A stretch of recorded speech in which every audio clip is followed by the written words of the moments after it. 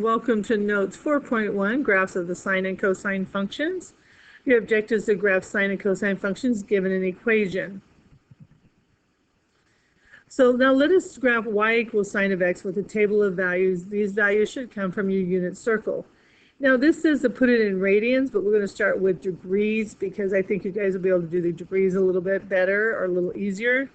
But if we go around and we just grab our quadrantal angles, then it's going to be 0, 90, or pi over 2, 180, or pi, 270, or 3 pi over 2, or 360, which is 2 pi.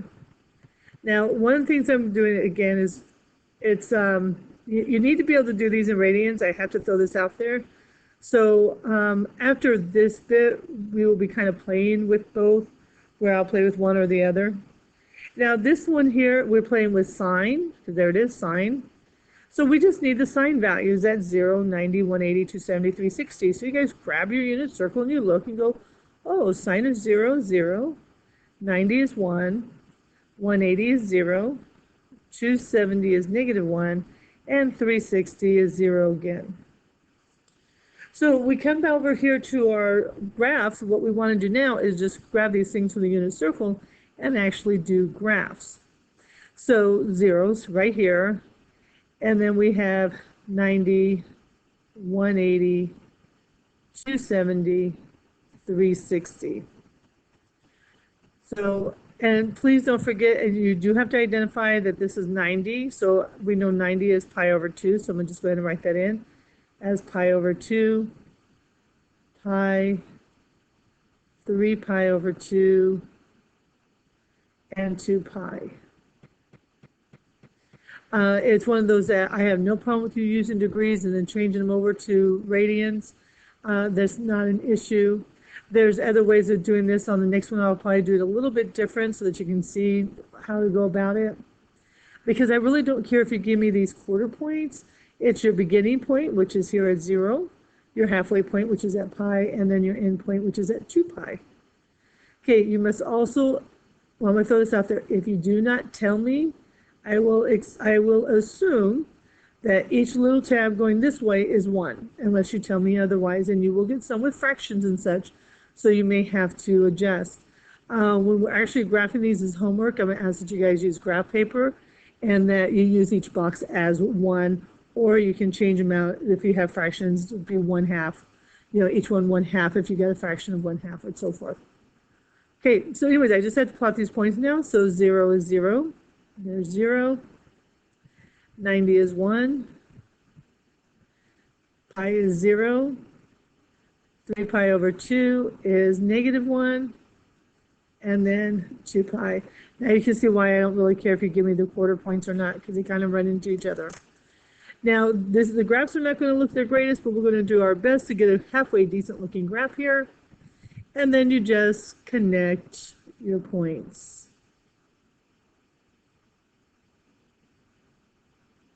And there is your sine wave. Okay, so let's do the same thing with cosine. So now we're doing cosine. Still the same angles over here. So 0 degrees is still 0 radians. I'm going to put them both in here. 90 degrees, pi over 2.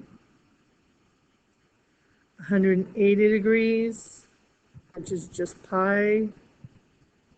270 degrees, 3 pi over 2. And 360 degrees, 2 pi. And then we go through our cosine values. Cosine at 0 is 1. We have 1, 0, negative 1, 0, 1. Now I'm going to throw this out there is remember your patterns, because if you can remember your patterns, these are not terrible things to graph. Okay, so I'm still starting at 0 just like I had before, but instead of going through and saying here's what we're doing, I'm going to come over here and claim this guy to be 2 pi. Because remember, I only want your starting point and your end point, and then your halfway point. Halfway point, in this case, will be pi.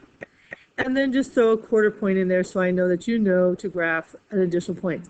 Yes, you're graphing 5. If you do 2 cycles or 2 periods, you'll graph 9 because that 5th point is shared by both. Okay, up 1, down 1, again, unless you tell me otherwise, I assume those to be 1. I would prefer that you just tell me what they are.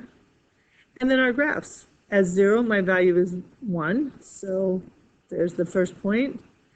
At pi over 2, or 90 degrees, it's 0, down to -1, back to 0, up to +1.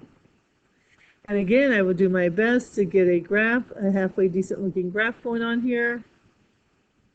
You guys are going to be able to do a much better version of these graphs on paper. And there you go. Okay, the shape of this cosine, the shape of sine, do you know that what their shapes look like? Okay, now we can't do a whole lot more to sine and cosine. Those are the graphs. We have to change amplitude or the period, different things to it. And this is the stuff that you guys played with on the computer. So amplitude is your a value in front. It is being multiplied by sine or cosine. So on these particular ones, the absolute value of a is your amplitude. So if you have -3, your amplitude is 3. Therefore, the range of the function will be negative absolute value of a and a, absolute value of a. Now, I'm not going to go through and graph these things, but we can identify the fact that if this is your regular function, this one has an amplitude of 3.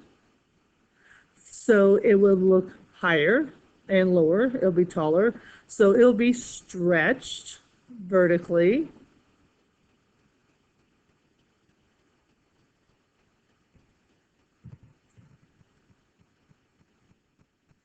And this one, because it's smaller, it's a fraction, don't worry about that negative sign. This here, so your a value is -5, but if I would say, what is your amplitude, 0.5, what is your amplitude, you would say it's negative, it's +1/2. It's just 1/2, because that's how high it's going to go, that's how low it's going to go. But if I'm asking you just what is a, it's -1/2. So this is going, not only are you going to have a vertical shrink,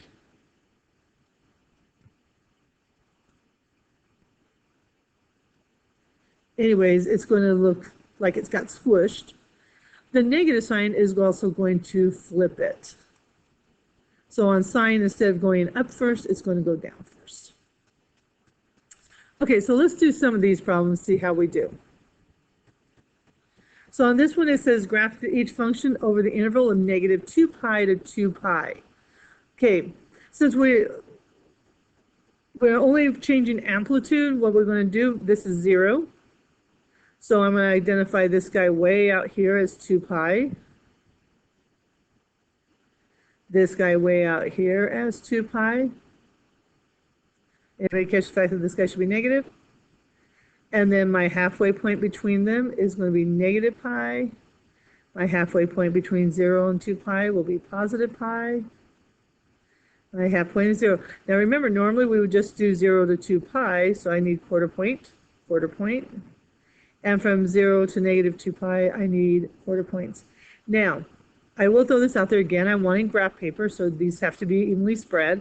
I'm looking at this going, oh, I could have done a little bit better job. However, I will give you guys the same benefit. If you're not using graph paper, I will just kind of eye it. How did you do?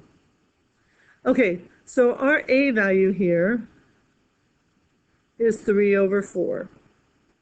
Again, if I ask you for the amplitude is 3/4, but it's not negative, so it doesn't matter. So what we're going to do is we're going to take our a value and multiply it by our cosine pattern. And previously we did the cosine patterns, so this would be 3/4 times the cosine pattern of 1, 0, -1, 0, 1. In other words, we're graphing the points 3/4, 0, -3/4, 0, and then 3/4. That's what we're going to graph right here. So on this particular one, as we go through, so we have to scale this way.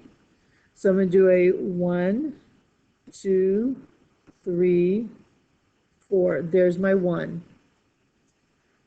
1, 2, 3, 4. And there's -1. Because I do have to go down to the negative side, so I got to make sure that they're there. So now keep in mind, this is a pattern. No matter where, if you're starting at 0 or if you're starting at -2 pi, your pattern is starting at 3/4. So you come up here to 3/4. You go. That's why I have you guys use graph paper. There's my first point, and then I'm down to 0. And the next one is -3/4, back to 0, 3/4, back to 0, -3/4, back to 0, and then to +3/4.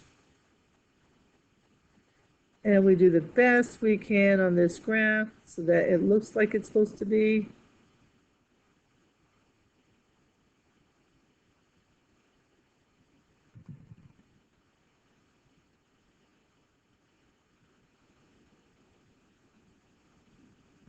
And there you guys go. Again, your graphs will be much better because drawing on this hairliner doesn't give me really good looking graphs. But there you guys go on this one. But this is what they call 2 periods. One period would have been 0 to 2 pi. Okay. So now let's try sine. Again, they ask you to do it over 2 pi, -2 pi to 2 pi. So we'll set it up. Here's 2 pi. So my halfway point will be pi. Quarter point, quarter point.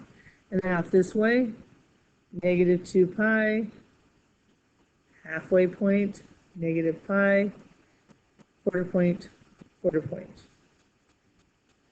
Okay, so my A value is -2. Again, if they were asking you amplitude, amplitude is 2.